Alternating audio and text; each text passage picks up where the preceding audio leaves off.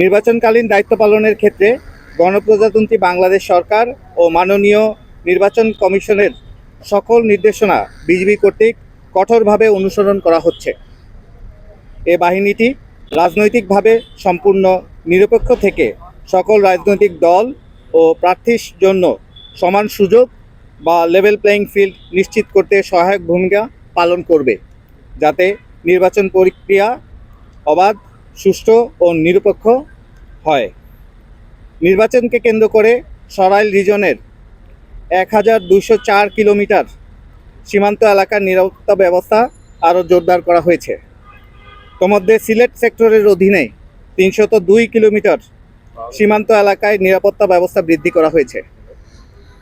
এই সময়ে যাতে কোনো ধরনের চোরাচালান, অবৈধ অনুপ্রবেশ, মাদক ও অস্ত্র পাচার কিংবা অন্য কোনো সীমান্ত সংশ্লিষ্ট অপরাধ সংগঠিত না হয় এবং তা নির্বাচনকে যেন বিরূপ প্রভাব ফেলতে না পারে, সে বিষয়ে বিজিবি অতিরিক্ত সতর্কতা ও তৎপরতার সাথে দায়িত্ব পালন করছে।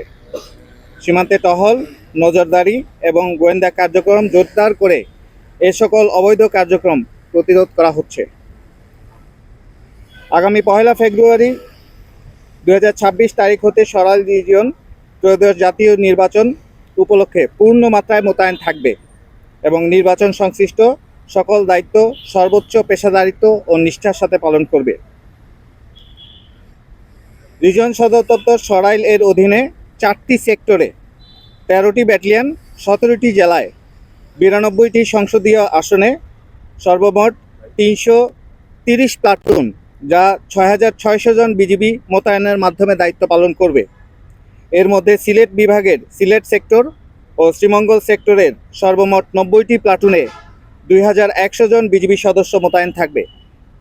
সিলেট সেক্টরের অধীনে বিজিবি সদস্যগণ 2টি জেলায় 10টি আসনে অন্যান্য বাহিনীর সাথে নিরাপত্তার দায়িত্বে নিয়োজিত থাকবে। এর মধ্যে সীমান্তবর্তী 6টি উপজেলা সুনামগঞ্জ সদর, তাহিরপুর, বিশম্বরপুর, গোয়াইনঘাট, কোম্পানীগঞ্জ এবং জকিগঞ্জ এ উপজেলাসমূহে এককভাবে নির্বাচনী দায়িত্ব পালন করবে।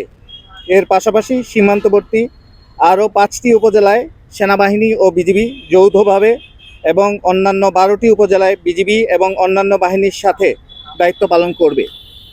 এছাড়া নির্বাচনী এলাকায় ভোটকেন্দ্রের নিরাপত্তা নিশ্চিত করবে বিজিবির K9 ইউনিটের 4টি ডগ মোতায়েন থাকবে। মোতায়েনকৃত বিজিবি সদস্যরা উপজেলা ভিত্তিক বেস ক্যাম্পে অবস্থান করে দায়িত্ব পালন করবে।